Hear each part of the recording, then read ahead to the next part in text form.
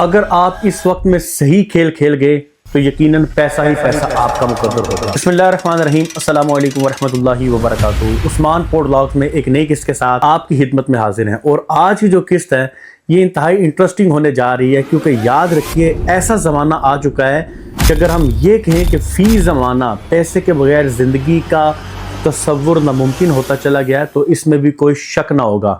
زندگی خطرات سے بھرپور ہے، اور خطرات کے ساتھ لڑنا ہی زندگی ہوا کرتی ہے۔ زندگی میں وہی لوگ آگے بڑھتے ہیں جو خطرات سے کھیلتے ہیں اور جو رسک لیتے ہیں۔ یاد رکھیے جو بندہ رسک نہیں لیتا آخر کار وہ اسی زندگی میں جہاں وہ پیدا ہوا تھا اسی سے تھوڑے سے اوپرلے کی درجے کی زندگی میں جا کر مر جائے گا۔ مگر وہ لوگ جو زندگی میں رسک لینا جانتے ہیں، رسک لینے کے قائل ہوتے ہیں اور رسک لیتے ہیں بالخصوص کاروبار میں، بالخصوص تجارت میں، ان لوگوں کے لیے دیکھا کہ وہ بہت جلد ترقی کے زینے، ترقی کے منازل طے کرتے جاتے ہیں اور اوپر بڑھتے جاتے ہیں۔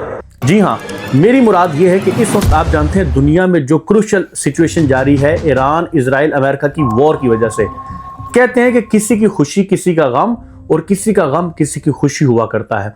یاد رکھیے کہ جو تجارت والے لوگ ہیں یا جو ایسے لوگ ہیں جو تجارت پر نظر رکھتے ہیں، جو مارکیٹس پر نظر رکھتے ہیں، وہ اس موقع سے بڑا فائدہ اٹھا رہے ہوتے ہیں۔ جی ہاں، یہ بات آپ بالکل ذہن میں رکھیے گا کہ کتنی ہی ایسی معیشت کی بگڑتی صورتحال جو ہوتی ہے یا دنیا کی بگڑتی صورتحال ہوتی ہے، وہ لوگ اس طاق میں بیٹھے ہوتے ہیں کہ کب ایسا وقت آئے اور ہم کہیں کاری ضرب کر سکیں۔ ہم یہ دیکھ رہے ہوتے ہیں کہ دنیا کے معاملات خراب ہو چکے ہیں، دنیا ساری اس وقت لڑائی کی طرف جاری ہے، دنیا جنگ کی طرف جاری ہے، مگر وہ لوگ جو بزنس مین ہوا کرتے ہیں، وہ لوگ جو رائٹ ٹائم پر کھیلنے کا ہنر جانتے ہیں، وہ اسی وقت کی طاق میں ہوتے ہیں۔ اور یہی وجہ تھی کہ جیسے ہی ایران اسرائیل وار شروع ہوئی، آپ نے دیکھا کہ وہ لوگ جو کرپٹو مارکیٹ پر نظر رکھتے تھے یا وہ لوگ جو گولڈ کی مارکیٹ پر نظر رکھتے تھے، وہ ایک دم حرکت میں آ گئے۔ کیونکہ اب آپ یاد رکھیے کہ اب آج کل کے دور میں اگر آپ کہتے ہیں کہ کمانے کا آسان ترین ذریعہ ہے تو اس میں شیئر ٹریڈنگ، اس میں کرپٹو کرنسی اور سمارٹ مووز کو لیا جاتا ہے، جس میں انسان گھر بیٹھے اپنے سکرین کے آگے بیٹھ کر مختلف طرح کی دنیا کے حالات کا جائزہ لے کر ایک اچھی رقم حاصل کر سکتا ہے۔ اور یہی وجہ تھی کہ جب یہ سارے معاملات پیدا ہوئے، جب جنگ شروع ہوئی، تو آپ نے دیکھا کہ کرپٹو ایک دم کریش کر گیا، اور اتنا کریش کر گیا کہ $54,000 تک کرپٹو کرنسی، جس کو بالخصوص آپ بٹ کوائن کے نام سے بھی جانتے ہیں، اس کی آ گئی۔ حالانکہ بٹ کوائن اس وقت اپنی ٹاپ بلندی کو اس وقت $1,44,000 کو ٹچ کر چکا تھا، مگر وہاں سے گرتے گرتے 54,000 تک آیا۔ یہ وہ وقت تھا کہ جو لوگ اس میں انٹرسٹڈ تھے وہ اس کی طاق میں تھے کب یہ اس لیول پر آئے گا، اور انہوں نے اٹھانا شروع کیا۔ اور یہ یاد رکھیے کہ کرپٹو کرنسی ایک مسلمہ کرنسی ہے جس کو صرف عام بندہ ہی نہیں بلکہ اس وقت کرپٹو کرنسی کے بہت بڑے ذخائر اکٹھے کرنے والے ملکوں میں چائنا پہلے نمبر پر ہے۔ اور یہ بھی کہا جاتا ہے کہ انڈر گراؤنڈ اس وقت جو بڑے ممالک ہیں ان میں crypto currency specially bitcoin حاصل کرنے کی ایک دوڑ لگی ہوئی ہے کہ جیسے ہی بٹ کوائن گرتا ہے اس کی ملکیت کو حاصل کر لیتے ہیں، اس کو اپنے کنٹرول میں وہ کر لیتے ہیں، کیونکہ آنے والا دور اس میں یہ بتایا جا رہا ہے کہ کرپٹو کرنسی کا بہت بڑا کردار ہوگا۔ اسی طرح دوسری طرف اگر آپ دیکھتے ہیں تو گولڈ کی مارکیٹ ایک ایسی مارکیٹ تھی کہ جو دیکھتے ہی دیکھتے ایک دم بلند ترین سطح پر چلی گئی، اور سونے کی فی تولہ جو مقدار تھی، جو سونے کی فی تولہ مالیت تھی، اس نے تقریباً 5,85,000 پر تولہ جو 24 کیرٹ تھا اس کو ٹچ کیا۔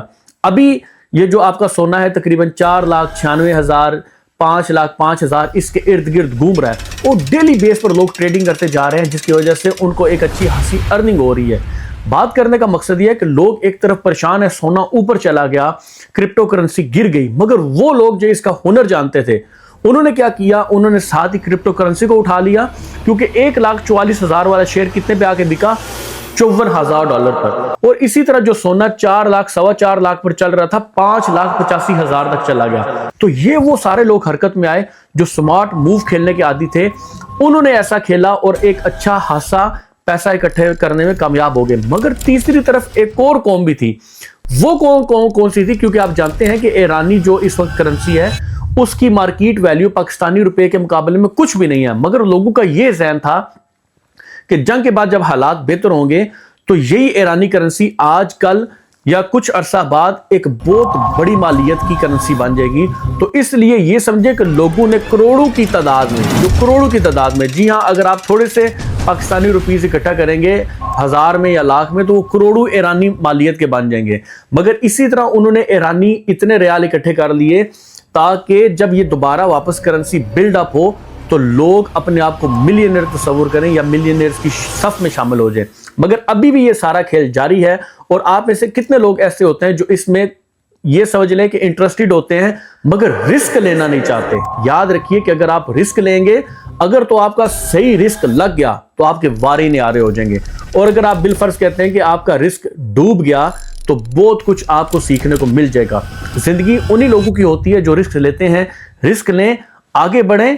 یقیناً اگر آپ اس پہ بھروسہ رکھیں گے آج کل پرسوں آپ کہیں گے جی میری تو ساری رقم ڈوب جائے گی. آپ ایک خاص مقدار کی رقم لگائیں, اس کے اوپر اس کو ڈیلی بیس پر چیک کریں آج کیا جا رہی ہے, اس کو کرنے کے عادی بنائیں, ورنہ تو آپ جاب ہولڈر ہی مر جائیں گے اور پھر وہی حساب ہوگا کہ آپ کے آنے والی نسلیں اسی لوور مڈل کلاس میں جیتی رہیں گی.